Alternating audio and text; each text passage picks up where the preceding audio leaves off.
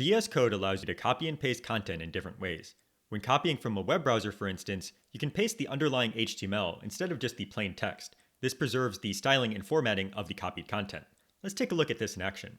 So here I have a normal HTML file, and let's go over to a web browser. So I'm going to go open up Safari, but this will work in other browsers as well. Now, if I wanted some of the content here, so let's say I just wanted the first section of this paragraph, I can just go and select it and then hit copy.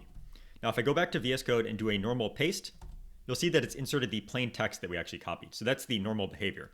But what if we actually wanted to paste and preserve some of the markup here? So things like the bolds and the links that are actually also in this document. So this is the actual HTML content that we need to instead paste. And VS Code thankfully makes inserting that pretty easy as well. So let's just undo that.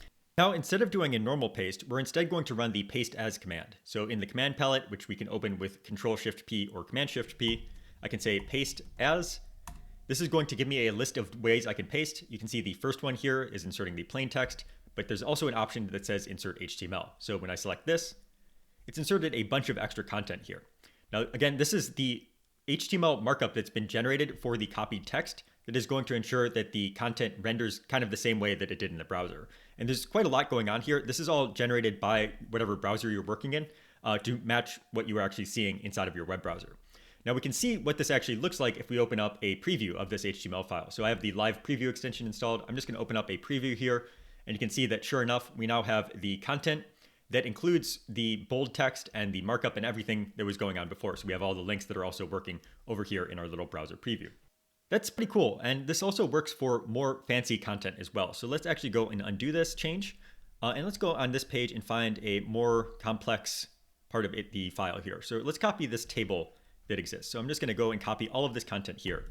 Again, I just copied that from my browser, and then back in VS Code, I'll say paste as, go and select insert HTML, and you can see that it's inserted a bunch of HTML here. Don't really need to worry about what is actually going on, but if we look over in the preview, sure enough, it's inserted that entire diagram, including the pictures and links and everything. So it has really copied and pasted the HTML content that we're seeing and inserted it into our file here.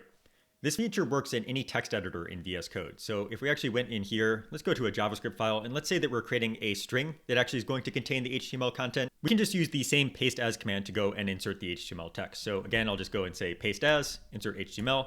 And now we've created a big long string here that actually contains all of the HTML content from before, and we can go use that in our JavaScript file. This feature works when copying text from pretty much any browser, and it also works for other applications as well. So if you copy and paste from Word or OneNote or the other Office applications, they also put HTML content in the clipboard, and you can paste it into VS Code using the exact same commands. So that's a quick look at how you can paste HTML content directly into VS Code.